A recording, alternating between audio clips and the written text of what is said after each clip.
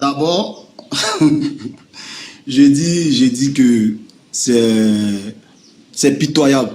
Première chose, c'est pitoyable que quelqu'un va se lever du jour au lendemain, il va s'asseoir dans son laboratoire et sortir avec des inepties en disant que lorsque Jésus a dit dans Matthieu 28, 18, Jésus n'a pas envoyé ses disciples aux païens. On va lire le verset, Matthieu 28, verset 18. Jésus s'étant approché leur par là ainsi, tout pouvoir m'a été donné dans le ciel et sur la terre. Allez, faites de toutes les nations. Quand on dit toutes les nations, c'est inclusif. Ça ne veut pas dire qu'on doit prendre une seule personne. Non, non, non. Toutes les nations. Il y avait la nation d'Israël et il y a d'autres aussi nations. Il n'a pas dit faire des juifs qui sont dans la diaspora des disciples. Non, il dit faire de toutes les nations des disciples. Les baptisants. Les baptisants. Donc c'est ce qui est écrit. Donc quand Jésus donne ce ordre-là, les disciples doivent aller faire quoi? Doivent aller faire de toutes les nations les disciples. Première chose, Luc 24, verset 50 encore. Jésus va répéter encore ces mêmes propos là-bas. Luc 24, verset 50. Luc 24, verset 44. Puis il leur dit, ainsi il est écrit d'abord que le Christ souffrirait. Au verset 46, qu'il ressusciterait des morts le troisième jour, et que la repentance et le pardon des péchés seraient prêchés en son nom à toutes les nations. À toutes les nations. À toutes les nations. Toutes les nations. Toutes les nations. Donc, je ne sais pas si Ismaël a un problème avec le mot toutes les nations. Je vais prendre un verset dans Acte 2. Vous allez voir. Acte 2, verset 1er. Je vais commencer au verset 11, 15, par là. Plutôt verset 7. Or, il y avait en ce jour hommes juifs, des juifs, hommes pieux de toutes les nations. Le mot se répète encore, toutes les nations. Il y avait à Jérusalem hommes pieux, il y avait à Jérusalem des juifs, hommes pieux de toutes les nations. Ils vont citer les nations là. Si Chova me dit ces nations-là, c'est des juifs, ou bien c'est des nations juives, comment les entendons-nous parler dans notre langue, à chacun dans notre langue? Parce que c'est le mot toutes les nations là qu'il faut expliquer à Ismaël Aka. Il dit d'aller à l'école Ismaël Aka, c'est bon pour toi. Parthes, Mèdes, Élamites, ceux qui habitent la Mésopotamie, voici toutes les nations qui étaient là. La Judée, la Cappadoce, le Pont, l'Asie, la Phrygie, la Pamphylie, l'Égypte, le territoire de la ville voisine de Cyrène, et ceux qui sont venus d'Europe, juifs et prosélytes, crétois et arabes, même les grands-parents de ton prophète étaient là-bas. Donc ils ont parlé ici au verset 7, ils ont dit toutes les nations, et en citant les nations qui étaient là-bas à Jérusalem. Tu vas me dire toutes les nations, il faut nous expliquer toutes les nations signifie quoi d'abord, avant de dire qu'il n'a pas dit. Donc je m'arrête là. Ok, alhamdoulilah, donc je disais que je remercie Allah subhanahu wa ta'ala pour tout. Comme je le disais, j'ai demandé aux débatteurs, plutôt aux modérateurs de lui demander est-ce qu'il maîtrisait vraiment le sujet. Et vous voyez, vous venez de par son intro, je sais qu'il ne maîtrise pas le sujet. Franchement. Et puis, il va s'attaquer beaucoup sur ma personne, alors que moi, je suis déjà dans le thème, je suis déjà dans les écritures. Moi, je n'ai pas parlé de ta personne, de ton doctorat, ou bien de tout ce que tu as comme étude. Moi, je vais me focaliser sur les écritures. Mais ils ne maîtrisent pas, les gars. Regarde, la première erreur qui vient de faite, c'est sur le mot nation. Je vous ai dit, on a affaire à des gens qui ne sont pas allés au-delà de la compréhension des Écritures. Regardez bien, dans Ézéchiel chapitre 2, verset 3, les tribus d'Israël sont appelées les peuples et les nations. Déjà, par exemple, même dans la Bible, dans le Nouveau Testament, on te dit que César Auguste a fait le recensement de toute la terre. Tu vois. Donc, toute la terre, là, cela ne veut pas dire qu'ils sont arrivés en Côte d'Ivoire ou bien ils sont allés... Non, parce que déjà, les peuples d'Israël étaient appelés des nations parce qu'ils vivaient dans un système de un territoire qui était déjà divisé en... désolé les gars, désolé, j'ai reçu encore un coup de fil, donc ça a tout mélangé ici. Donc je poursuis pour dire que franchement ça c'est pas le thème, il maîtrise pas le thème. Maintenant revenons sur Matthieu 28, 18. J'ai dit je le mets au défi. Je le mets au défi. Déjà, il a cité Actes des Apôtres, chapitre 2. Acte 2, là, les disciples ne sont pas allés prêcher. Non, ils étaient là et puis les gens sont venus vers eux. Et ceux qui sont venus vers eux, là, c'était qui? C'était des Juifs, c'était des enfants d'Israël qui sont venus pour adorer en Israël. Voilà. Il était mis au défi. Il dit, montre-moi dans Matthieu 28, 18, où Jésus a prêché plutôt Jésus a envoyé ses disciples aller prêcher aux non-juifs. Parce que dans Acte 2, là, ils sont pas sortis pour aller prêcher, ils étaient encore dans la chambre haute avant de recevoir le Saint-Esprit. Donc, le Acte 2 que tu prends là, aucun disciple n'est sorti pour aller prêcher. Ils étaient là, c'était le jour de la Pentecôte. Je crois bien, où le Saint-Esprit est descendu, si je ne m'abuse, si je ne me trompe pas. Mais pour revenir au vif du sujet, j'ai dit, on a cité un verset, Matthieu 28, 18. Jésus a dit, allez, montre-moi où les disciples sont sortis, et ils sont allés prêcher à un non-juif, un païen. Cite-moi un exemple. Attends, il dit, quand tu vas prendre la parole, tu nous cites un exemple, un seul disciple qui a prêché à un seul païen, et puis ça va se savoir. Voilà, j'ai dit, parce que si Jésus a dit, il faut que ça se manifeste par des preuves. Il faut qu'on voit des disciples aller prêcher. Dis-moi, le premier païen qui a reçu la parole de quel disciple de Jésus? Ça n'existe pas. Donc, qu'est-ce que moi j'ai fait? Je suis sereinement, je t'attends. Moi, j'ai dit, j'ai persisté, j'ai signé, j'ai dit, il n'y a pas un juif. Il n'y a pas. Et puis, d'ailleurs, j'ai cité un verset comme à part. Je te cite un verset de la Bible comme à part. Acte 11, 19. Je te cite ce verset-là, je te dis bien comme à part. Fais attention à la réponse. Acte 11, 19. Il a dit quoi ici? Il a dit ceci. Excusez-moi de trouver rapidement le verset. Dans Acte 11, verset 19, on nous dit ceci. On va le trouver. Ceux qui avaient été dispersés, c'est-à-dire les disciples, etc., par la persécution survenue à l'occasion d'Étienne, allaient jusqu'en Phénicie, dans l'île de Chypre et à Antioche, annonçant la parole seulement aux Juifs. Je donne ça et puis je m'arrête. Je donne ce verset-là comme verset à part. Et j'attends ta suite. J'attends que tu commettes l'erreur. Parce qu'il y a eu beaucoup de vidéos en circulé en ce qui concerne le verset que j'avais donné. Donc j'ai dit que, voilà une preuve. J'ai dit Matthieu 28, 18, ils n'ont jamais prêché à un non-juif. Par exemple, Acte 11, 19 dit, quand ils sortaient, ils allaient dans les villes, ils ne prêchaient seulement qu'aux juifs. La Bible dit seulement aux juifs. Je veux qu'il me prouve le contraire, qu'un seul disciple a prêché à un non-juif. J'insiste, un seul disciple a prêché à un non-juif. S'il me montre ça, là, je quitte l'islam tranquillement, sur base de l'ordre de Jésus, sur base de Matthieu 28, verset 18. S'il réussit à me montrer ça, moi, je quitte l'islam ce soir-là. Un disciple qui a prêché sur l'ordre de Jésus à cause de Matthieu 28, 18, je quitte l'islam. Je cite encore le verset, Acte 11, 19. Il a dit ceci.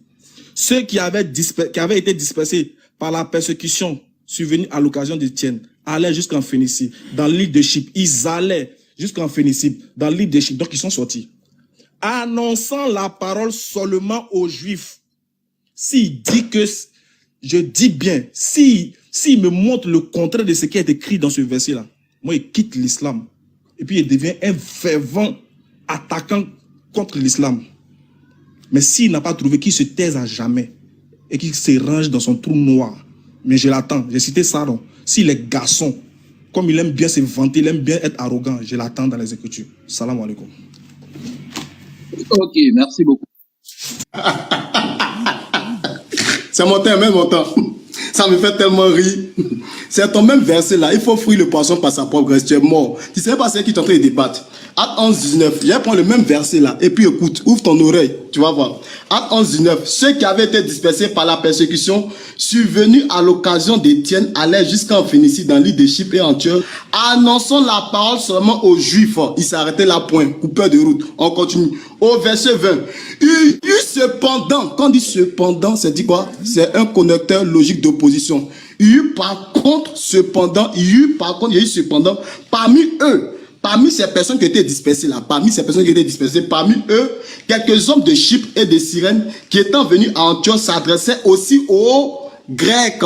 Tu as me dit si les Grecs sont les Juifs. S'adressaient aussi aux Grecs et leur annonçaient la bonne nouvelle du Seigneur Jésus. Point final, c'est fini. Le débat est déjà fini. Je reprends ton verset de Acte 11 et tu es mort. Je reprends encore, tu es dans le champion. Au verset 20. Il y eut cependant parmi eux quelques hommes de Chypre qui étant venus à Antioche, des Syriens qui étant venus à Antioche, s'adressaient aussi aux Grecs et leur annonçaient la parole du Seigneur Jésus. Et leur annonçaient la bonne nouvelle de la parole du Seigneur Jésus. Il dit, tu es dans mort. Premier verset d'abord à l'appui. La main du Seigneur était avec eux, un grand nombre de personnes crurent et se convertirent au Seigneur. Le bruit en parvint aux oreilles et aux membres de l'église de Jérusalem. Et ils envoyaient Barnabas jusqu'à Antioche. Lorsqu'il fut arrivé et qu'il eut vu la grâce de Dieu s'enrichir, il les exhorta à rester d'un cœur ferme, attachés au Seigneur. Tu comprends, non? Donc ici, ils ont annoncé la parole aux Grecs. Ils ont annoncé la parole aux Grecs. Il dit, le débat est déjà fini. Première chose, je réponds encore le verset de Matthieu 28, 19. On dit, allez, faites de toutes les nations des disciples, toutes les nations. J'ai lu Luc 24, verset 50. La Bible dit, toutes les nations, à prêcher, que l'évangile serait prêché d'abord à toutes les nations. J'ai pris acte 2. Pour te faire sortir le mot toutes les nations. Je réponds encore acte 2, verset 7. Ils étaient tous dans l'étonnement et l'esprit se disait, ou plutôt, or, il y avait en séjour à Jérusalem des Juifs, hommes pieux de toutes les nations qui sont sous le ciel. Première chose. Hommes pieux de toutes les nations qui sont sous le ciel. Dans le débat, il fait un débat avec moi. C'est-à-dire quoi? Lui me donne, non, faut pas entrer dans ça, faut pas entrer dans ça, faut pas entrer dans ça, faut pas entrer dans ça. Tu vas me dire si l'unique Éthiopien à qui il chose à annoncer la parole, comme il s'appelle, comme il s'appelle, ce type-là, Philippe a annoncé la parole, si l'unique Éthiopien était juif. Première chose, tu vas me montrer dans les Écritures si Corneille là, il était juif. Tu vas me montrer dans les Écritures si Corneille était juif. Parce que dans Acte 10, la Bible dit quoi dans Acte 10? Écoute très bien. Je prends le verset de Acte 10. Qu'est-ce que Paul dit à Corneille? Qu'est-ce que Pierre dit à Corneille? Acte 10. Verset. Lorsque Pierre entra chez Corneille, au verset 20, il dit, vous savez, écoute très bien, il est entré chez Corneille. Tu vas me démontrer par les Écritures si Corneille il est juif. Vous savez, voyez ce que les propos de Pierre. Vous savez, leur dit-il, qu'il est interdit, qu'il est défendu à un juif de se lier avec un étranger ou d'entrer chez lui. Un étranger. Corneille est un étranger, c'est un païen. Quand il a fini d'annoncer la parole à Corneille, qu'est-ce qu'il a dit dans Acte 11? Acte 11, verset chose. Au verset 15. Lorsque je me suis mis à parler, le Saint-Esprit descendit sur eux comme sur nous, et je me souviens de ces paroles du Seigneur. Après avoir entendu cela, il se calmait et glorifiait Dieu en disant, Dieu a donc accordé la repentance aussi aux païens. La repentance aussi aux païens. Dans le même Acte 11, Acte 11, Acte 10, je t'ai pris de certains versets, dans le même Acte 11, où des gens annonçaient la parole aux Grecs. Les gens ont annoncé la parole des Grecs. Première chose, je t'ai pris Acte 10 encore. Pierre entré, je connais, Pierre dit à connaître que c'est un étranger. En d'autres termes, il ne le reconnaît pas en tant qu'un frère parmi les Juifs. C'est pour ça que les disciples sont rassemblés, les frères sont rassemblés et ils ont dit, Dieu a accordé quoi? La repentance aux païens. Si c'est les versets là, je vais te donner, dans le livre des Actes des Apôtres, c'est écrit plusieurs. Mais je ne me vais pas à part. Dans ton même Acte 11, tu t'arrêtes au verset 19, tu dis, parlant seulement aux Juifs, seulement aux Juifs. Mais au verset 20, qu'est-ce qu'il a dit? On dit, ils ont annoncé la parole du Seigneur aussi aux Grecs. Quand on dit cependant, maintenant, il y a une exception qui se passe là. Il y a une exception, ça on appelle l'exception fait la règle. Lorsqu'ils ont annoncé la parole seulement aux Grecs, mais il y a certains parmi eux qui ont annoncé la parole aux Grecs. C'est simple, le débat n'est pas loin. Il y a même pas, ou bien tu veux encore d'autres versets. Je crois même que mon temps est fini, je l'attends encore. Je suis prêt. Ok, alhamdulillah, rabbil alamin, wa salatu wa salam ala rasoulillah. Les frères qui ont été dans mon live la semaine passée savent que Israël n'a pas le niveau et il vient de tomber dans son propre piège. Je l'ai tendu un piège et il est tombé dedans. Je lui ai dit, je cite Acte 11, je cite pas le verset 20. C'est un verset piège. Faut pas citer ça. Mais il s'est entêté. Il a cité le verset. Voilà pourquoi j'ai dit, il n'a pas le niveau de débattre avec moi. Mais il veut forcément se frotter à moi pour qu'on dise qu'il a débattu avec Ismaël Aka. C'est tout. Il dit, le verset 20 dit, comme ils ont dit, il a annoncé la parole aux Grecs.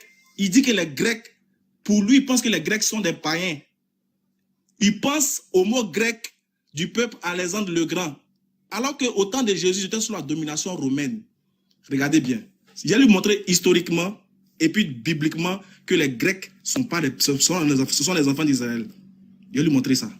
Regarde. J'ai mis ici, vous êtes tous témoins. Qui sont les Grecs dans la Bible? Qu'est-ce qu'on dit? Le deuxième nom, c'est quoi? Les Hellénistes sont un groupe de Judéens proches de la culture grecque du 1er siècle à Jérusalem. Ils sont mentionnés au moment de l'église primitive. celle de Jérusalem, selon Actes des Apôtres, constituée de Judéens de langue grecque, mais résidant en Judée, qui lisaient donc la Torah et les autres écrits. Donc les Grecs là sont appelés les hellénistes. C'est les gens qui habitaient dans la Judée. Lui, quand il a entendu grec, automatiquement, il a pensé à qui? Il a pensé au peuple, il a pensé aux païens. Il ne sait pas que les Grecs sont appelés des hellénistes dans la Bible. Actes des Apôtres, chapitre 6, verset 1. Il t'a dit, il ne faut pas tomber dedans. Regardez, on lit ensemble. Il dit ceci. En ce temps-là, le nombre des hellénistes murmurait contre les Grecs. En ce temps-là, le nombre des hellénistes, c'est-à-dire donc les Grecs, murmuraient contre les Hébreux parce que les veuves étaient négligées dans la distribution qui se faisait chaque jour. Les 12 convoquaient la multitude des disciples et dit, n'est-il pas convenable de détailler la parole de Dieu pour servir aux tables? Donc, selon Actes des Apôtres, chapitre 6, verset 1, on te montre que ceux qui sont appelés Grecs ou encore des hellénistes, ce ne sont pas des païens. On les appelle les hellénistes. C'est des Judéens, c'est des enfants d'Israël qui habitaient la Judée. Ils lisaient la Torah et beaucoup d'écritures. Quand toi tu as vu grec, tu as pensé que c'était les païens. Wow! Honte! Ce ne sont pas des païens. Les hellénistes sont des enfants d'Israël habitant la Judée. Quelle catastrophe! Et il allait citer encore Actes des Apôtres chapitre 10. Pourquoi il fait ça? Il dit, regardez lui-même la lecture qu'il a faite. Il dit, Paul a dit, vous savez qu'il n'est pas permis à un juif de rentrer chez un païen, chez un étranger. Mais le débat est fini. Qui avait interdit à Pierre et à ses autres disciples de ne pas rentrer chez les païens? Mais c'est Jésus. Dans Matthieu chapitre 10, verset 5. Donc toi, tu viens de mettre fin au débat que Jésus les avait dit de ne pas rentrer chez les païens. Maintenant, toi, tu dis qu'il est rentré chez Corneille, donc Corneille est un païen. On va lire, on va voir. Actes des Apôtres, chapitre 10. Il ne maîtrise pas le sujet, et puis il vient, il se jette dedans. Acte 10, verset 1. Écoutez, hein, écoutez le gars qui dit que c'est un païen. Là. Écoutez ce que la Bible dit. Bon. On va voir entre lui et la Bible qui ne nous prend pas au sérieux. Acte 10, verset 1. Il a dit ceci. Il y avait à Césarée un homme nommé Corneille, centenier de la côte dite italienne. Cet homme était pieux et craignait Dieu avec toute sa maison et faisait beaucoup d'aumônes au peuple. Et il priait Dieu continuellement. Frère, quelqu'un qui prie Dieu continuellement, tu dis c'est un païen. Quelqu'un qui craint Dieu, tu dis c'est un païen. Il s'en citait Corneille pour venir lui-même se clouer dans le débat. Corneille n'était pas un païen. Corneille adorait Dieu, il priait Dieu. Comment quelqu'un qui prie Dieu continuellement peut être un païen? Non. Et puis Pierre est parti chez Corneille. Il te met au défi. Il t'a déjà dit. Pierre n'est pas parti chez Corneille sur base de l'ordre de Jésus. C'est faux. C'est des années après que Jésus soit passé, Pierre a reçu une vision dans laquelle Dieu lui a fait montrer des choses, lui a fait manger des aliments impurs et purs sur un drap blanc. Et Dieu lui a demandé de ne pas considérer les aliments impurs, de ne pas considérer les gens comme les aliments impurs. Et Dieu va envoyer un ange pour lui dire d'aller chez Corneille. Avant que Pierre va se rendre chez Corneille, Dieu va amener un ange aussi parler à Corneille pour dire qu'il y a un homme qui va venir chez toi pour que qui va venir parler la parole de Dieu. C'est fini? Hey. C'est fini, bon, quoi qu'on va? C'est bon? Mes 5 minutes sont arrivées. Ouais, ça passe vite, c'est pas grave. Ouais, c'est chaud. C'est vraiment chaud. Donc, on fait comment c'est? En fait, deuxième 5 minutes ou bien on va à l'échange direct? Non, normalement, lui, il a une deuxième affaire. Ok. Il finit et puis bon. On va aller à l'échange direct, là, on va mieux comprendre. Voilà. Ça va finir vite là-bas. Le sophisme que le... Je reprends Acte 6. Le gars, tu voris Ismaël Aka. Tu vas me dire les hellénistes sont les Grecs? Non, tu ne connais pas les hellénistes. Hein? Les hellénistes sont des personnes, des juifs qui se sont convertis aux traditions grecques, mais n'ont pas renié leur nationalité juive. Non. Ils se sont convertis dans le but de traduire certaines choses grecques, en d'autres termes, les pensées, accepter ce que les Grecs font. C'est pour ça qu'on les appelle les hellénistes. C'est pour ça que quand tu vas voir dans l'église, dès que l'église est née, dans les premiers temps de l'église, tu vas voir que dans l'église, il y avait des hellénistes et il y avait des hébreux. Acte 6, verset 1er. En ce temps-là, le nombre des disciples augmentant. Les hellénistes murmuraient contre les hébreux. Les hellénistes murmuraient contre les Hébreux.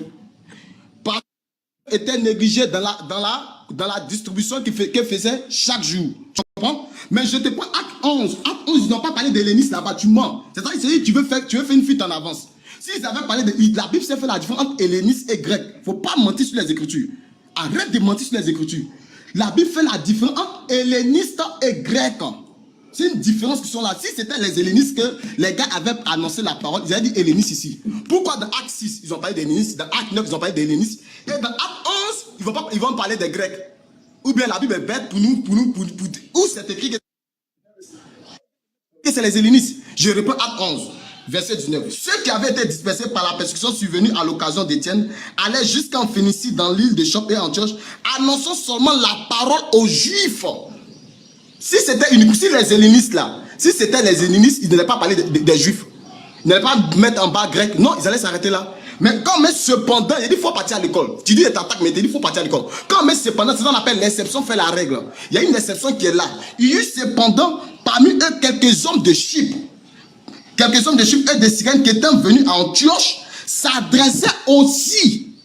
Quand on dit aussi, c'est un ajout en s'adressant aux Grecs, mais aussi ils se sont adressés aussi en s'adressant plutôt aux Juifs. Ils se sont aussi adressés aux Grecs. Les hellénistes étaient où ça? En Israël d'abord. Ils étaient en Israël. Le fait de faire les partages, ça s'est passé. Tout s'est passé en Israël. Ça s'est passé entre eux là-bas, vers la chambre haute, dans leur lieu de culte.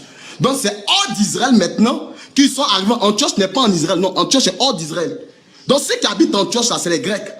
Donc maintenant, mais quand ils sont allés là-bas, il y a des personnes qui ont annoncé uniquement la parole aux Juifs. Mais parmi eux là, il y a un groupe de personnes qui s'est encarté, ils sont allés annoncer la parole aux Grecs. C'est écrit, il ne faut pas fuir les Écritures. Et tu vas me dire que Corneille était quoi? Tu as dit quoi? Corneille est quoi? Il est juif? Pourquoi tu mens comme ça? Et puis c'est sur Google. Si tu vas aller sur Google, va sur Google, faut faire sortir le nom de Corneille. Si Show va te dire si Corneille est juif, ils vont jamais te faire comprendre que Corneille est juif. Va sur Google. Si c'est sur Google, tu vas aller, va sur Google. Les hellénistes, ils sont dans Acte 6 et puis Acte 9. Après ça, ils n'ont plus parlé d'hellénistes encore. Mais plus tard, ils vont parler maintenant de la conversion des païens, les Samaritains, les choses, les Grecs, ainsi de suite. C'est écrit dans les Écritures. La Bible dit, il n'y a plus ni juif, ni grec, ni esclave, ni homme, nous sommes tous un en Jésus-Christ. Non pas il n'y a plus ni juif, ni helléniste. Arrête de mentir sur les Écritures. C'est bien écrit les Grecs.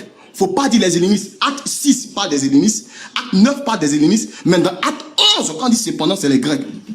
C'est les Grecs. Comme il a vu que je l'ai attrapé là, il va aller faire le sophisme. Montre dans les Écritures que ces Grecs là, c'était des hellénistes. Tu peux pas démontrer. La Bible dit les Grecs, ça s'arrête là. Quand on parle des hellénistes, ils vont dire les hellénistes. Qu'ils ont parlé des hébreux, ils vont dire les hébreux. Qu'ils ont parlé des juifs, ils vont dire les juifs. La Bible s'est fait la différence. Quand on parle des romains, ils vont dire Rome. C'est ça quand Paul est parti, je connais, tu dis que c'est Jésus qui a interdit. C'est faux. C'est une loi de Moïse qui dit qu'on ne doit pas se mélanger aux étrangers. Donc quand Pierre a eu la vision, Dieu sait les animaux impurs typifiaient les étrangers. C'est vrai. Dieu peut lui dire, tu es mange. Je n'ai jamais mangé rien d'impur ni de souillé. Parce que chez eux, ils prenaient les étrangers comme impurs et souillés. Donc c'est pour ça qu'il va les faire comprendre dans Acte 11 la vision qu'il a eue. Pour dire non, que vous voyez cette vision, c'est pour ça qu'ils sont allés chez Corneille. C'est simple. Donc il ne faut pas mentir sur les Écritures sont simples et claires. Moi, je ne vais pas donner beaucoup de versets. Je ne suis pas là dans les versets. Tout ça. Il y a plusieurs versets. Mais d'abord, si on n'est pas d'accord, si dans Acte 11, verset 20, que les Grecs, ce ne sont pas les hellénistes, tous les versets qu'il va donner, il va dire non. Même quand j'ai fait sortir un gourou, il va dire c'est quelqu'un qui s'est converti pour être gourou. Quand il va sortir un béto bien Ani, il va dire c'est quelqu'un qui s'est converti à la tradition Ani. Il y a un menteur comme ça. Arrête de mentir sur les Écritures, je réponds. Il y a eu cependant parmi eux quelques hommes de Chypre et de Cyrène qui étant venus à Antioche s'adressaient aux Grecs. C'est bien écrit, eux non pas aux hellénistes. Les hellénistes, ils avaient cru il y a longtemps même. Dans Acte 6, là, ils avaient cru il y a longtemps. Donc, il ne faut pas mentir. Il ne sait pas avec n'importe qui tenter de faire les débats. Je savais que c'est ça là que tu allais prendre non pour montrer que non, Jésus n'a jamais tout ce truc. Je sais que c'est pas ça que tu partais. Alors, c'était même prédit, il faut fuir le poisson par sa propre graisse. Les Grecs, là, tu vas nous dire, où c'est écrit, c'est les hellénistes, dans les Écritures, là. Il faut nous faire sortir les documents qui nous disent que c'est les hellénistes, ces Grecs, là, dans Acte 11, verset 20. On attend. Tu fais sortir les hellénistes. Je peux t'aller faire sortir Acte 11, verset 20, que c'était les hellénistes. Arrête de dire des conneries, là. Je m'arrête là. Ok, il est l'heure. Voilà. On fait comment? 1 minute pour question, 3 minutes pour répondre, et puis je réponds. D'abord, je te à corriger quelque chose. Je n'ai pas dit que Corneille était un juif. J'ai dit non, c'était pas un païen. Voilà, plutôt. Donc, faut pas arrêter. Et puis, arrête de crier. On comprend rien de ce que tu dis. Oui. Je dis, pose une question simple. Regarde. Tu dis que les hellénistes sont pas des Grecs dans la Bible. Alors, je te pose la question claire. qui sont les Grecs dans la Bible? Preuve à l'appui. Je pose la question, qui sont les Grecs historiquement et dans la Bible? Qui sont les Grecs? Tu dis qui sont les Grecs dans la Bible? C'est ta question qui est là, tu as fini? Oui, je voulais te poser ma question. Laisse-moi finir au moins. Attends, il va finir.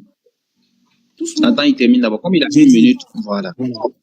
Il dit que les Grecs ne sont pas les enfants d'Israël, ils ne sont pas les Judéens, donc, qui sont appelés les Hellénistes. Donc, je lui pose la question.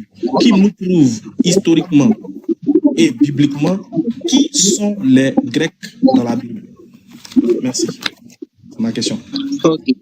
Bizrel, je pense que tu as compris sa question. Donc, tu as 3 minutes pour la répondre. Si tu es prêt, tu me dis. Voilà, au verset 18. Tous ceux qui étaient avec Jésus, qu'il appelait Lazare du sépulcre et les résultats des morts qui rendaient témoignage. Et la foule vint au devant de lui parce qu'il avait appris qu'il avait fait ses miracles. Les pharisiens se disent dans les uns aux autres, vous voyez que vous ne gagnez rien, voici le monde est allé après lui. Quelques Grecs, du nom de ceux qui étaient montés pour adorer pendant la fête, s'adressaient à Philippe de Bethsaïda en Galilée, lui dit avec insistance, Seigneur, nous voudrons voir Jésus. Philippe Allah le dit à André, puis André Philippe et le dit à Jésus. Jésus répondit, l'heure est venue où le Fils de l'homme doit être glorifié. En vérité, je vous le dis, si le grand déblai qui est tombé en terre, et maintenant, mon âme est troublée, Père, que dirais-je, délivre-moi de cette heure. La foule qui était là au verset 29, qui avait entendu dire c'était un tonnerre, Jésus dit, ce n'est pas à cause de moi que cette voix s'est fait entendre, c'est à cause de vous. Quand Jésus prêchait, même il y a eu des Grecs qui sont venus. Je dis, la Bible s'est fait la différence entre Grec, helléniste et juif. La Bible s'est fait la différence. Quand la Bible parle de cousin, la Bible va te dire c'est cousin. Quand la Bible va te parler de tante, la Bible va te dire c'est sa tante. Quand la Bible va te parler de son frère, la Bible va te dire c'est son frère. Si la Bible te dit c'est sa belle, c'est que c'est sa mère. Ou bien beau-frère, ou bien belle-sœur. Donc la Bible va pas dire des Grecs, et toi tu as dit que c'est Grec, c'est des hellénistes. Non. J'ai dit, faut savoir qui sont les hellénistes. Et dès que l'église a commencé, les premières personnes qui ont cru là, il y avait les hellénistes dedans. Or, ces hellénistes étaient des juifs aussi. Ces hellénistes étaient des juifs, ça on les appelle les hellénistes. Mais ils se sont convertis, ils se sont convertis au paganisme grec. C'est-à-dire, ils ont accepté ce que les Grecs faisaient. Ils ont accepté cela. Mais dans Acte 11, verset 20 là, il y avait des disciples qui ont annoncé la parole aux Grecs. Ils n'ont pas dit aux hellénistes. Parce que dans Acte 9, je prends un verset, Acte 9, verset 27. Écoute très bien. Acte 9, verset 27. Je vais prendre le verset rapidement. Il y avait des hellénistes qui n'avaient pas cru aussi. Acte 9, verset 27. Où c'est même. Alors Barnabas, l'ayant pris avec lui, le conduit vers les apôtres et leur racontant comment sur le chemin Saul avait vu le Seigneur qui lui avait parlé, comment il avait prêché à Damas, au nom de Jésus. Il allait et venait avec eux dans Jérusalem et s'exprimait en toute assurance au nom du Seigneur. Il parlait aussi et disputait avec les hellénistes, mais ceux-ci cherchaient à lui ôter la vie. Les frères l'ayant su, l'amenaient à Césarée et le firent partir pour Tarse. Donc il y avait un qui n'était pas d'accord avec ce que Barnabas disait. Parce que c'est simple. Mais quand la Bible parle d'hellénistes, c'est bien écrit helléniste. Quand la Bible parle des Grecs, c'est bien écrit grec. C'est simple. Je peux aller me démontrer, non? Grec là. Voici ça, grec. Après un verset de la Bible où c'est continué dans Acte 11. Dans Acte 11, c'est continué où c'est écrit que les Grecs qui ont cru là, c'était les hellénistes. Les hellénistes, ils ont cru dans Acte 1, Acte 6. Dans Acte 5, la Bible, ils avaient déjà cru depuis longtemps. Ils ont parlé de dans Acte 6 et puis Acte 9. Ça s'arrête là. À part ça là, c'est fini. Lorsqu'ils sont sortis en Israël, et ils sont sortis ça à Antioche. Moi, je vais pas le dire. Qui me montre dans la Bible, dans Acte 11, verset 20 là, avec les... C'est bon, tu as fini de parler, il faut te répondre, ça moi de répondre. Non, je suis en train de répondre à ma question, je vais me poser question. Non. Quand tu finis comme ça, moi, il répond. Moi, il répond 2 minutes. Ça va être 2 minutes. C'est 2 minutes, Ismaël Aga. Merci. Déjà, les frères, est-ce que ceux qui sont honnêtes dans le thème et dans le live peuvent nous dire s'il a répondu à la question ou pas? Rien. Il a fait que du verbiage, parti dans tous les sens, crier partout. On n'a rien capté et rien compris de ce que tu as dit.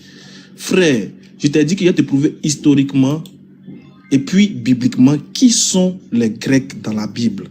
Regarde, les frères, vous pouvez aller, vous tous, allez-y sur n'importe quel site, n'importe quel... Allez-y partout. Historiquement, c'est ça que je veux dire. Allez-y partout. Écrivez qui sont les Grecs dans la Bible. On vous dira que les Grecs là, ce sont les hellénistes. C'est eux qui sont appelés des hellénistes.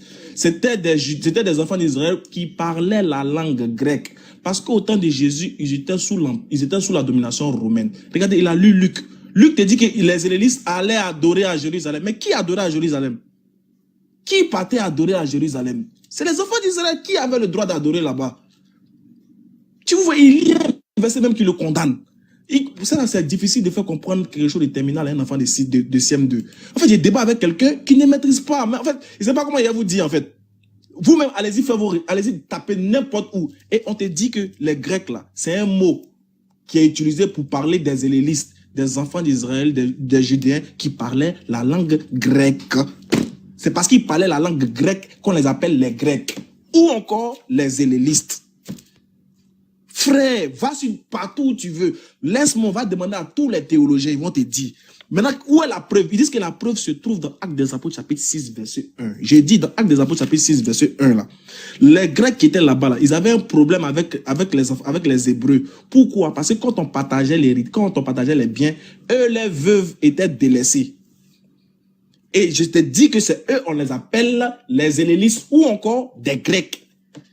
Quand on te dit dans Acte 11, donc c'est que Acte 11 a menti alors.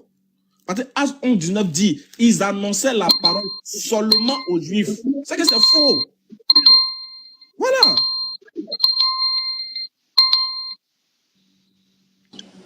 Israël. Je reprends ma question. J'ai dit, le gars, il sait le sophisme. C'est une fuite en avance. Il sait pas, il s'attendait même pas à ce verset-là. Donc, qu'est-ce qu'il va faire? Il va prendre le mot grec, il va mettre ça sur la tête des hellénistes. Il dit, la Bible fait la différence entre helléniste. Quand c'est écrit helléniste, la Bible dit helléniste. Quand c'est écrit grec, la Bible dit grec. C'est bien écrit helléniste et c'est bien écrit grec. C'est simple. J'ai dit, les hellénistes, c'est un groupe de juifs qui sont convertis au paganisme, au paganisme grec. Va chercher sur Google, ou bien tu sais pas. Mais c'est un groupe de juifs qui sont convertis. Donc, la Bible essaie de faire la différence entre hellénistes et hébreux. J'ai lu le verset Acte 11, verset 19. On dit, ceux qui avaient été dispersés par la persécution survenue à l'occasion d'Étienne allaient jusqu'en Phénicie, dans l'île d'Égypte et Antioche, annonçant la parole seulement aux Juifs. Il y eut cependant parmi eux, Ismaël Aka. Moi, c'est pas tout qu'elle fait. Je ne vais pas aller loin. Il a fait un cours de français. Que signifie cependant? Le mot cependant là, ça signifie quoi? Je m'arrête là. Que signifie il y eut cependant là? Ça signifie quoi? Cependant là, ça signifie quoi?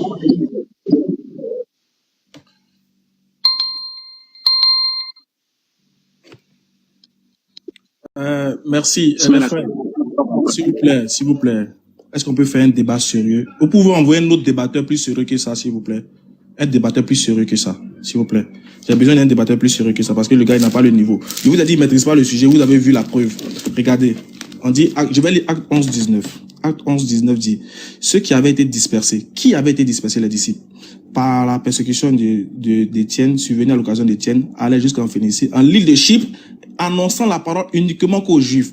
Il y eut cependant, c'est-à-dire après cela, parmi eux, quelques hommes de Chypre, c'est-à-dire des gens qui étaient allés, des gens qui venaient de Chypre et de Cyrène, qui venant à Antioche s'adressaient aussi aux Grecs. Venant à Antioche s'adressaient aussi aux Grecs et les annonçant la parole du Seigneur. Je dis, ces hommes qui sont venus pour aussi parler aux Grecs là, ces Grecs là sont des Judéens, mais ils n'étaient pas considérés dans Actes des Apôtres chapitre 6, eux et les femmes. Parce que quand on partageait l'héritage, quand on partageait les biens plutôt, on ne les donnait pas aussi. Donc c'était un peuple qui était à part. Et c'est ce peuple-là qu'on appelle les hellénistes. Je réponds 1001 fois à cette question, mais le frère, il se borne à ne pas comprendre. Je réponds 1001 fois à cette question. Je dis, ces disciples-là, quand ils sont sortis là, ils sont partis dans toutes les contrées du monde. Mais ils ont prêché la parole uniquement qu'aux Juifs. Ils ne se sont pas trompés. S'ils avaient prêché à d'autres, regardez bien le français, lui qui dit qu'il comprend français, s'ils avaient prêché à d'autres peuples, ils n'allaient pas utiliser le mot seulement. Parce que si on utilise seulement, c'est que c'est restrictif, c'est que c'est bien circonscrit. Si elle dit, je suis seulement là, je suis seulement le prof de français, je ne vais pas t'enseigner anglais. C'est que je suis uniquement le prof d'anglais. Donc seulement peut se remplacer par uniquement. On dit, ils annonçaient la parole seulement qu'aux Juifs. Seulement, c'est du français. Lui, il me parle, il veut un coup français, mais alors que le simple mot seulement, il ne comprend pas. Comment il t'expliqué cependant? On te dit c'est seulement aux Juifs. Donc, quand ils allaient dans d'autres villes, ils s'adressaient uniquement qu'aux Juifs. Maintenant, pourquoi ils sont allés adresser la parole aux Grecs?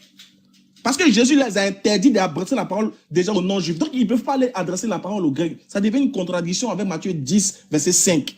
Parce que Jésus les a dit de ne pas aller parler aux païens. Jésus les a dit ça. Si les Grecs étaient païens, c'est qu'ils ont contredit Jésus dans Matthieu chapitre 10, verset 5. Parce que Jésus dit de ne pas prêcher aux païens.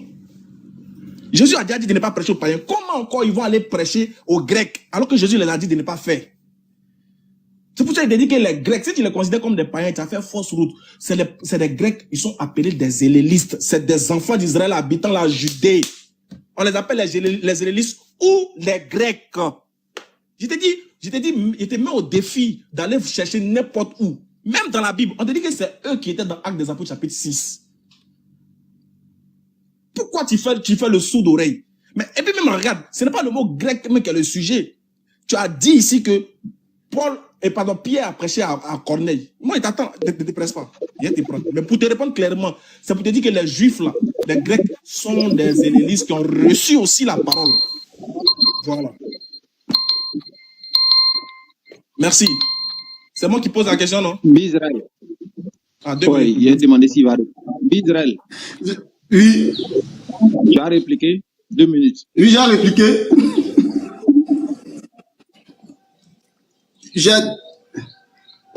Ok, vas-y. J'ai demandé à mon frère Ismaël Aka que signifie cependant.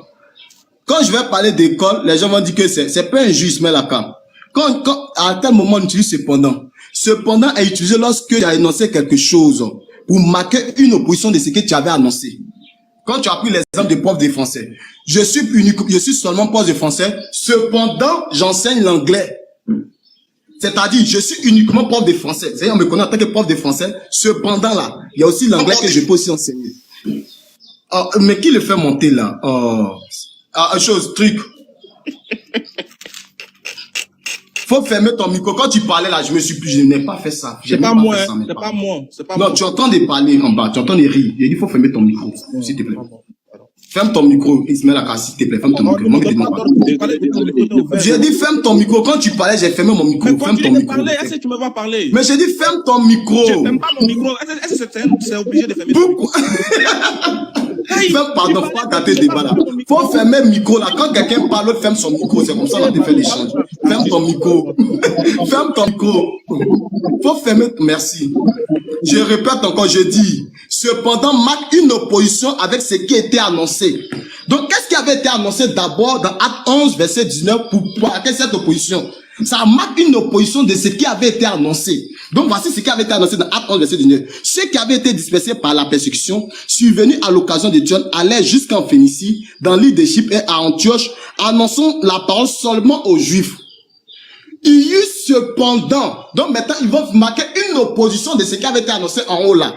Ils vont dire, comme ils ont dit seulement aux Juifs, maintenant ils vont annoncer une opposition. C'est pas, il y eut cependant, parmi eux, ces personnes-là, parmi eux, quelques hommes qui étaient venus en Antioche s'adressaient aussi aux Grecs. Eux non pas aux hellénistes, aux Grecs. C'était en Antioche. Les hellénistes, ils étaient depuis en Israël là-bas et on les a laissés. Leur débat est fini depuis longtemps dans Acte 9.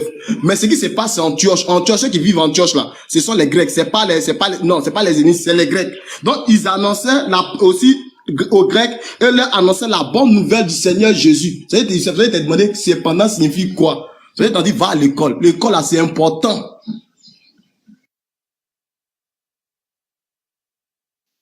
Ok, je pense qu'il a fini. Ismaël. Oui. Ça serait à toi de poser la question. Franchement, les gars, je vous ai dit. Le niveau me fait pleurer. Le niveau me fait pleurer. On se tue à lui expliquer que les hellénistes sont les Judéens qui parlaient qui avaient la culture grecque du 1er siècle à Jérusalem. Mais ils discutent avec moi. Comment il y a... Bon, c'est pas grave. Regardez, il dit que les disciples ont prêché aux païens. Je lui pose la question. Si les disciples ont prêché aux païens, on va lire Matthieu 10, verset 5. Je lui dis, n'allez pas vers les païens, n'entrez pas dans les villes des Samaritains, mais allez plutôt vers les brebis perdues de la maison d'Israël. Ma question est celle-ci. Quand Jésus dit n'allez pas vers les païens, est-ce qu'ils ont respecté ou bien ils n'ont pas respecté la parole de Jésus? Et qui sont les païens dont Jésus fait mention ici?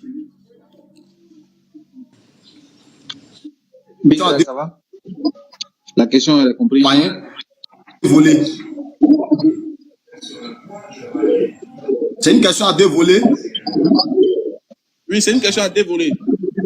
Je réponds Matthieu 10, verset 5. Rapidement. Il dit, tu sais pas, il est fini, il est mort encore. Matthieu 10, verset 5. Je réponds encore. Matthieu 10, verset 5. Jésus dit quoi? N'allez pas vers les païens et n'entrez pas dans la vie des Samaritains. N'allez pas vers les païens et n'entrez pas dans la vie des Samaritains. Acte 4. Jésus est parti dans quelle ville? Jean 4. Plutôt.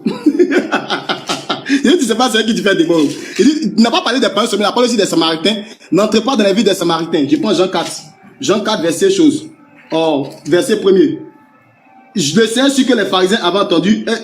Et il arriva dans une ville. Jésus arrivait dans une ville de Samarie nommée Chissa. Jésus qui avait interdit ses disciples d'aller là-bas. Pour qu'il ait parti avec ses disciples dans la ville de Samarie. Première chose. Au verset combien maintenant? Au verset 40. Aussi, quand les Samaritains vinrent le trouver, il le priait de rester avec eux. Un beaucoup plus grand nombre crut à cause de la parole. Et il disait à la femme, ce n'est plus à cause de ce que tu as dit, nous croyons, car nous l'avons entendu nous-mêmes. Et nous savons qu'il est vraiment le sauveur du monde. Toi, tu t'es arrêté aux païens. Il a dit aussi aux Samaritains. Mais on voit Jésus qui va aussi chez les Samaritains. Et il proche aux Samaritains et les Samaritains croient. Et maintenant, dans Acte 13, que vous avez la prière de prendre. Quand Jésus s'est retiré sur le territoire de Syrie et de Sidon. Syrie et de Sidon, c'est où ça? C'est en Israël? Non, c'est chez les païens encore. Où il a parlé à la femme cananéenne, il dit non, que je n'ai été envoyé qu'au brebis perdu de la maison d'Israël. C'était où ça? C'était chez les païens champions. Ce n'était même pas en Israël. Jésus est sorti avec ses disciples d'Israël et il est parti chez les païens. Première chose. Et dans Acte 8 encore, Jésus a prêché, a présenté la parole encore à qui? À un païen qui était un Romain. Celui que sa fille était malade. Et qu'il a dit, quand tu as tes serviteurs, tu dis à telle personne fait ça, lui fait ça. Dans Acte 8, et plutôt dans Matthieu 8, Jésus a présenté ce chose-là, ce Romain-là a cru en ce que Jésus avait dit. Jésus a présenté au Romain. Il est parti chez les païens dans le livre de Acte 13, sur le territoire de Acte 15, Acte 13, sur le territoire de Tyr et de Sidon. Il est même parti chez les Samaritains. C'est le même Jésus qui a dit de ne pas partir chez les Samaritains, chez les païens. Il guérit la fille d'un Romain. Le Romain croit en ce qu'il a prêché. Il fait quoi? Il fait encore avec les Samaritains. Les Samaritains croient en ce qu'il a eu à dire et il reste même dans la vie des Samaritains. Et encore, il va sur le territoire de Tyr et de Sidon. Ah, est-ce que Jésus peut s'opposer à sa parole? Non, parce que c'est lui le maître. Avant que ses disciples ne sortent, c'est lui d'abord qui doit dévancer ses disciples d'abord.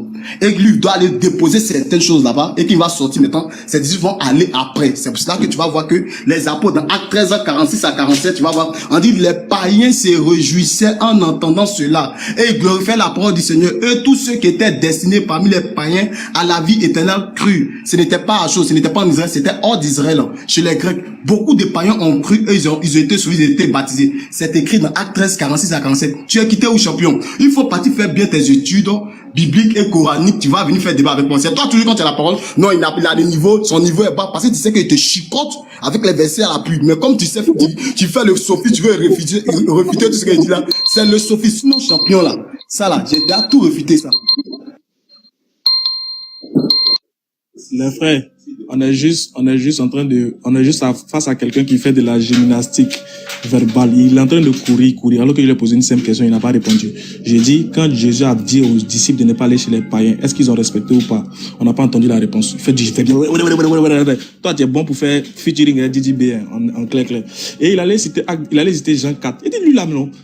J'ai déjà corrigé juste dessus. T'es revenu dessus encore, regardez. Ici, Jean chapitre 4, disant que les Samaritains étaient des païens.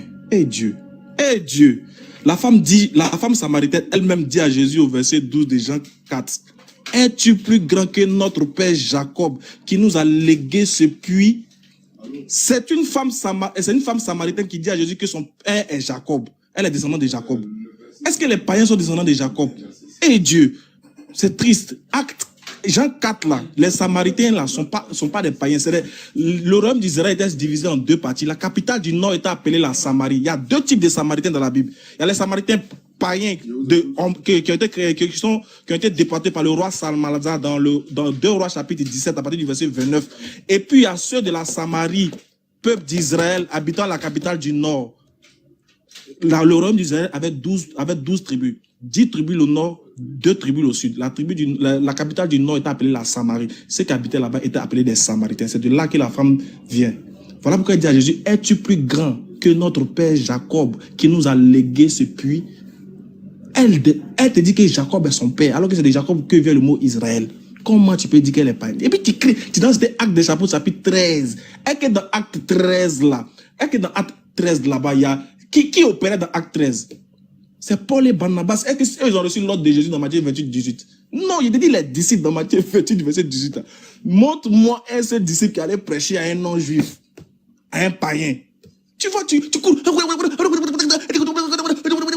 Ça, c'est featuring FDJB. Tu es dans les rappels. On ne comprend rien dans ce que tu dis. C'est pas encore fini, hein. Il y a des problèmes. C'est moi qui pose la question, non? Ou c'est lui qui pose? C'est Israël, je pense. Ok. Tu dis les Samaritains sont des fils d'Israël. C'est ce que tu as dit, non? Donc, je reprends Matthieu 11. Ton même verset là, ça va te couler. Matthieu... Matthieu 5 et Matthieu 10. Et dit ton même verset va t'écouler. Jésus dit dans Matthieu 10, verset, où c'est, mais Matthieu 10, verset 5. Oh, Matthieu 10, verset 5. Tels sont les 12 que Jésus envoya après leur avoir donné les instructions. N'allez pas vers les païens, n'entrez pas dans les villes des Samaritains. Allez plutôt vers les brebis perdues de la maison d'Israël. Jésus ne sait-il pas que les Samaritains sont-ils des Israélites et il va dire allez plutôt vers les brebis perdues de la maison d'Israël? Réponds à la question. Je m'arrête là. Merci pour la question. Voilà, c'est maintenant il te reconnaît quand tu fais preuve d'humilité comme ça me plaît. Voilà, ça me plaît. Au moins tu vas apprendre beaucoup de choses. Tu vas apprendre beaucoup de choses. Regarde. Déjà, je réponds à la question. Il t'a dit déjà qu'il y a deux types de Samaritains dans la Bible. Deux types de Samaritains. Il y a Samaritains, peuple du roi Salmanasar, et il y a Samaritains, enfants d'Israël, habitant la capitale du Nord. La capitale du Nord, ceux qui habitaient la capitale du Nord sont tombés dans le polythéisme. Il te dit pourquoi Jésus leur a dit à ses disciples de ne pas partir chez eux précisément. Mais moi, il t'a dit, la première phrase a commencé, n'allez pas vers les païens, virgule, n'entrez pas dans la ville des Samaritains. Pourquoi? Parce que les Samaritains, là, c'est les enfants d'Israël, mais il y a un groupe qui est tombé dans l'idolâtrie. Je t'invite à aller lire 2 Rois chapitre 16, 1 Roi chapitre 16 plutôt, et 2 Rois chapitre 17, verset 29 et suite. Tu sauras comment est-ce que le peuple d'Israël, comment est-ce qu'on réussit à distinguer deux types du mot samaritain. Ça fait un. Maintenant, quand Jésus disait à ses disciples de ne pas rentrer là-bas, parce qu'il y avait division entre ces deux contrées, entre le nord et le sud. Voilà pourquoi Jésus est venu, la mission de Jésus était de venir de rassembler toutes les deux maisons d'Israël. Quelle est la preuve? Jérémie 31, verset 31 à 34. On te dit que la prophétie concerne Jésus, on te dit que, excusez-moi, appuie pause sur mon temps, je vais lire Jérémie 31, rapidement, appuie pause sur mon temps. On va lire ça ensemble, si vous me permettez. Chaque Adam, pause sur mon temps. Chaque Adam. T'as mis pause? J'ai bloqué, attends, oui. Voilà. Attends, on va lire Jérémie 31, verset 31 à 34. Je vais t'enseigner un peu. Là, tu vas plus t'agiter. Faut rire. Faut faire ton riz jaune. Tu peux ça séduire les gens. Jérémie 31. Verset 31. Attends. Jérémie 31, verset 31. Attends, je trouve, puis je te fais ici. Voilà. Merci, j'ai trouvé. Jérémie 31, verset 31 à 34, on lit. Voici les jours viennent, dit l'Éternel, où je ferai avec la maison d'Israël et la maison de Juda une nouvelle alliance. Non une alliance que j'ai traitée avec les pères, où je serai leur Dieu et où ils seront pour moi un fils. Pardon. Où je serai, où je ferai avec les deux maisons d'Israël, voilà, une nouvelle alliance, voilà. Donc, ici, Dieu est en train de dire qu'il va faire avec la maison du nord et la maison du sud, Juda, une nouvelle alliance. Il allait faire de ces deux maisons-là une seule maison. Voilà pourquoi dans Matthieu, dans la Bible, Jésus va te dire, j'ai encore d'autres brebis qui ne sont pas de cette bergerie. Lorsque le moment viendra, elles viendront à moi. Et il était venu pour réunir ces deux maisons d'Israël qui étaient scindées en deux, qui avait la capitale nordiste qui était la Samarie et la capitale du sud qui était Jérusalem. Et que ceux du sud prenaient ceux du nord comme étant des païens. Donc Jésus était venu pour les réunir. Mais il a dit à ses disciples de ne pas rentrer là-bas parce que le moment viendra. Parce que la question lui a été posée dans Acte 2. Regardez. Acte 1, pardon, verset 6. On va lire, vous allez voir. Rapidement, hein. Tu m'imposes, on va lire. La question lui a été posée concernant sa mission. Regarde ce que Jésus va dire. Voilà, acte 1, verset 6. Il dit ceci. Alors les apôtres réunis avec lui demandèrent, Seigneur, quand est-ce que tu vas rétablir le royaume d'Israël? Donc c'est-à-dire que le royaume d'Israël était scindé en deux. Jésus devait venir pour rétablir. Quand est-ce que tu vas rétablir le royaume d'Israël?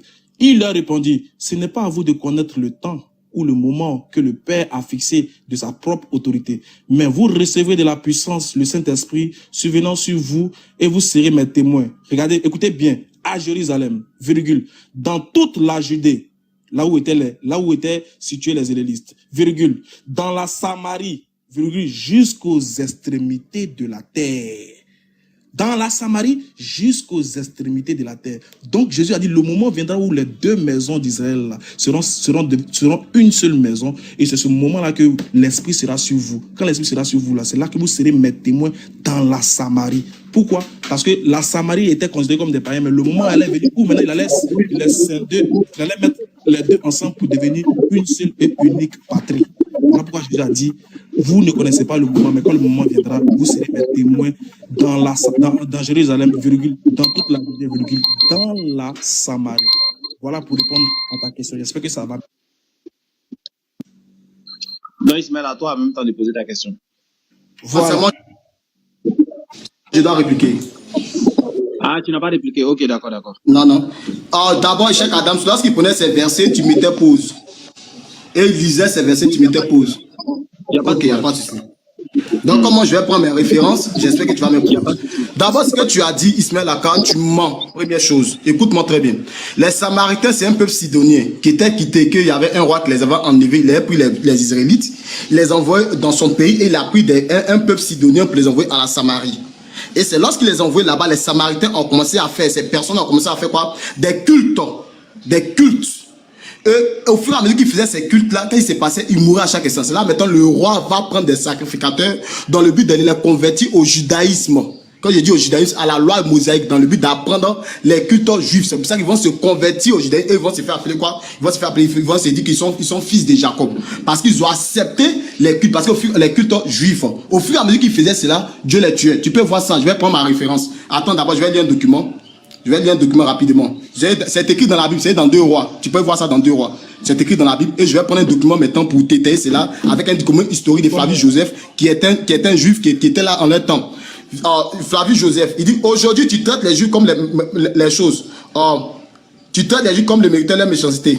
Les officiers du roi, pensant que c'est par suite de notre parenté avec eux que nous suivons les mêmes pratiques, portent contre nous les mêmes accusations alors que depuis l'origine nous sommes sidoniens. Flavius Joseph dit, les Samaritains, eux me disent qu'ils sont Sidoniens, Sidon, où Jésus est parti, la territoire de Sidon. Nous sommes Sidoniens, comme le démontrent comme nos annales publiques. Nous te supplions donc, toi le bienfaiteur et le sauveur, d'ordonner à Apollonios, sous-préfet, et à Nicanor, agent royal, de ne pas nous faire tort en nous accusant des mêmes crimes que les Juifs. Que nous sommes étrangers par la race comme par la coutume. Ils sont étrangers aux Juifs par la race comme par la coutume. Ils ne sont même pas de la même race. Je continue encore. Et de consacrer notre temps anonyme au culte de Zeus. Ainsi, nous serons plus molestés et pouvant désormais vaquer en toute sécurité à nos travaux. Nous te paierons des tributs plus considérables. Tu peux voir ça dans Antiquité judaïque de Flavius Joseph, livre 12, partie 5, Antiquité judaïque de Flavius Joseph. Moi, je te donne les documents là, puis il va faire sortir. C'est l'un des plus grands historiens juifs qui puisse exister au monde. Tu vas lire. Les Samaritains n'étaient pas juifs. C'est faux. Première chose. C'est pour ça que quand Jésus a pris dans Luc 17, écoute très bien, Jésus dit les Samaritains sont des étrangers. Jésus a bien dit les Samaritains sont des étrangers. Il n'a même pas dit que c'est des juifs. C'est toi qui as t'élevé, tu as t'élevé pour dire quoi? Que Jésus dit non, que les Samaritains sont des juifs ou bien des Israélites. C'est faux. Luc 17. Jésus se rendant à, j'ai lu le verset, se rendant à Jérusalem, passa entre la Samarie et la Galilée. Comme il entrait dans un village, 10 lépreux vinrent à sa rencontre, se tenant à distance. Il s'élevait et dit, Jésus, aie pitié de nous. Dès qu'il eut vu, il leur dit, allez vous montrer au sacrificateur. Pendant qu'ils y allaient, ils arrivaient et qui fut guéri. L'un d'eux, voyant guéri, revint sur ses pas, glorifiant Dieu à haute voix. Il tomba sur sa face aux pieds de Jésus et lui rendit grâce. C'était un Samaritain. C'était un Samaritain. Je continue. Jésus prend la parole et dit, les 10 n'ont-ils pas été guéris? Et les 9 autres, où sont-ils? Ne s'est-il pas trouvé que cet étranger pour revenir et donner gloire à Dieu? Jésus dit, ce Samaritain-là, c'est un étranger. C'est un étranger, c'est ce que Jésus a dit. Il dit c'est un étranger. Donc, il ne faut pas mentir sur les propos de Jésus. Il faut sortir les documents là-dessus. Quand il te donne un coup magistral. Ça, c'est dans vos beledons que vous asseyez, dans votre truc de trucs à vous mentir, coup magistral. Vous vous amusez. Je te vais prendre l'Antiquité judaïque de Flavie Joseph. Vraiment, ça fait pitié. Ça fait pitié. C'est à moi de poser la question. C'est à toi de poser la question. Ok. D'accord. Moi, j'ai posé encore une question qui va te donner encore beaucoup de temps pour bien bégayer encore. Là, les gens vont bien voir tes lacunes. Les gens vont te... Voilà. Je réitère encore ma question. Je dis, est-ce que tu peux prendre la Bible, ouvrir la Bible, me citer un seul, je dis bien un seul disciple de Jésus qui a prêté à un non-juif ou encore à un païen. Écoute bien ma question. Cite-moi un seul disciple de Jésus qui a prêché à un païen sur base de Matthieu 28, 18. J'insiste et je persiste. Un seul disciple de Jésus qui a prêché à un païen ou à un non-juif sur base de l'ordre de Jésus dans Matthieu 28, verset 18. Je t'écoute encore. Avant même d'aller même chez là, je vais te montrer Jésus lui-même le maître. Je vais aller chez les disciples et même je vais partir même après les disciples aussi. Tu t'amuses. Si c'est même pas ça qui tu as arrêté même. Tu joues mal. Matthieu 8. Et tu sais pas c'est qui t'a arrêté là. Matthieu 8, Jésus lui-même avec les choses. Guérison comme Jésus entrait dans Capernaum, un centenier c'est un Romain, l'aborda le prit en disant Seigneur, mon serviteur couché à la maison atteint de paralysie. Je continue. Or, je vous déclare que plusieurs, il dit quoi? Écoute très bien. Le centenier répondit Seigneur, je ne suis pas digne que tu es sous mon toit, mais dis seulement un mot et mon serviteur sera guéri. Car moi qui suis soumis à des supérieurs, j'ai des soldats sous mes ordres. J'ai dit à l'un va et il va, à l'autre viens et il vient, et à mon serviteur fais cela, il le fait. Après, écoute les paroles de Dieu. Après l'avoir entendu, Jésus fit dans le temps et dit ceux qui le suivaient, je vous le dis en vérité, même en Israël, je n'ai pas trouvé aussi une grande foi. Même en Israël, là, entre vous les Israélites là, je n'ai pas trouvé aussi une grande foi. C'est pour ça, écoute, or je vous déclare que plusieurs viendront de l'Orient et de l'Occident et seront à table avec Abraham. En d'autres termes, des étrangers. Quand on dit plusieurs viendront de l'Orient et de l'Occident, en d'autres termes, des étrangers vont venir et seront à table avec Abraham dans le royaume de mon Père. Jésus d'abord. Après Jésus, je prends les apôtres. Tu comprends, non? Et il faut te calmer. Tu ne sais pas c'est qui tu es tombé. Acte 8. D'abord, avant Acte 8, il prend Acte 8, verset 1er. Philippe est descendu dans la Samarie, il prêcha le Christ. Il a prêché le Christ en Samarie. Philippe a prêché le Christ en Samarie. Et les apôtres sont levés. Qu'est-ce qu'ils ont fait? Alors, Simon lui-même, mais quand Jésus cru à Philippe, il a annoncé la parole du Seigneur et du royaume de notre Jésus-Christ. Hommes et femmes se firent baptiser. Simon lui-même cru et après avoir été baptisé, il ne quittait plus Philippe et voyait avec étonnement. Simon, c'est qui? Simon n'est pas juif. Simon n'est pas juif, c'est un magicien. Tu comprends, non? Où ça même? Plutôt. C'est un samaritain, il n'est pas juif. Je continue encore. Pierre et Jean dans la Samaritaine, les apôtres vont se lever. Ils vont se lever, ils vont aller faire quoi? Ils vont aller faire truc. Ils vont aller lui imposer les mains. Acte 8, verset 26. Un homme du Seigneur s'adressa à Philippe, lui dit lève-toi, va du côté de Jérusalem à Gaza. Celui qui disait, il se leva et partit. Et voici un Éthiopien. Éthiopie n'est pas en Israël, ce n'est pas une ville d'Israël ni une région d'Israël. Faut faire ta cartographie. Il dit va à l'école, c'est bon. Un Éthiopien, un unique, ministre de Candace, reine d'Éthiopie, surintendant de tous ses trésors, il a cru. Acte 8, verset 26. Après Acte 8, verset 26, encore il y a Acte 10. Avec qui? Avec Corneille. Quand Paul entrait chez Corneille, il dit, vous savez qu'il a défendu un juif d'entrer chez un étranger et de se lier à eux. Mais Dieu m'a appris à ne faire exception de personne. Vous voyez, dans Acte 11, les choses disent, ils étaient contents de ce que les païens aussi avaient reçu quoi? La parole du Seigneur. Après Acte 11, verset 20 encore, des personnes aussi ont annoncé la parole aux Grecs. Dans Acte 11, je te prends plusieurs versets. Acte 13, 46 à 47. Dans Acte 13, les apôtres sont levés pour aller prêcher la parole à qui? Aux Juifs d'abord. Quand les Juifs les ont rejetés, qu'est-ce qu'ils ont fait? Ils disent, c'est à vous premièrement. Vous les Juifs premièrement que la parole de Dieu devait être annoncée. Mais comme vous la repoussez et vous jugez indigne de la vie éternelle, nous nous tournons vers les païens. Ainsi nous leur donnons le Seigneur Jésus, je t'ai établi pour être la lumière des nations, pour prêcher le salut jusqu'aux extrémités de la terre.